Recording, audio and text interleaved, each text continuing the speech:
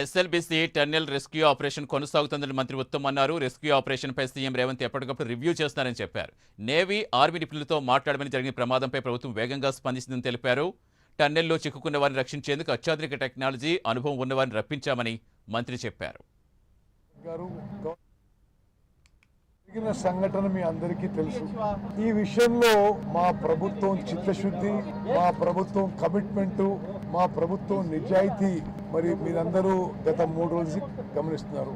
గౌరవ ఉప ముఖ్యమంత్రి బట్టి విక్రమార్క గారు, గౌరవ జిల్లా మంత్రి జూపల్లి కృష్ణారావు గారు, గౌరవ R&B మంత్రి వెంకటరెడ్డి గారు ఎవరైతే ఈ ప్రాజెక్టు శాంక్షన్ అయిన నాటి నుంచి ఈ అసోసియేటెడ్ విత్ వర్క్, స్థానిక ఎమ్మెల్యే వంశీకృష్ణ గారు కొన్ని మా ఆలోచనలు మేము ముందు వస్తున్నాం. Our government is committed to save the lives of the 8 people trapped in side. మా ప్రభుత్వం ఆ 8 మంది ప్రాణాలను రక్షించడానికి మా సర్వశక్తుల నుంచి మా ప్రయత్నం చేస్తున్నాము.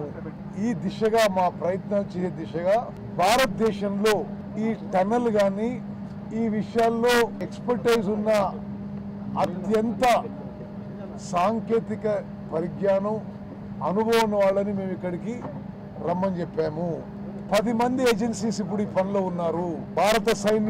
భారత సైన్యంలో ఈ టన్నల్ విషయంలో ఇంజనీర్సు, రెస్క్యూ చేసే విషయంలో అత్యంత నైపుణ్యం, సాహసం, ధైర్యం మరి అనుభవం వాళ్ళు ఇక్కడ రావడం జరిగింది. Special chief secretary Aravind Kumar గారు కోఆర్డినేట్ చేస్తున్నాడు. ప్రభుత్వం నుంచి మేము కోఆర్డినేట్ చేస్తున్నాం. ఎప్పటికప్పుడు ముఖ్యమంత్రి గారు ఈ విషయంలో తెలుసుకుంటూ వారి యొక్క గైడెన్స్, అడ్వైస్ కూడా ఇవ్వడం జరుగుతుంది. జరిగిన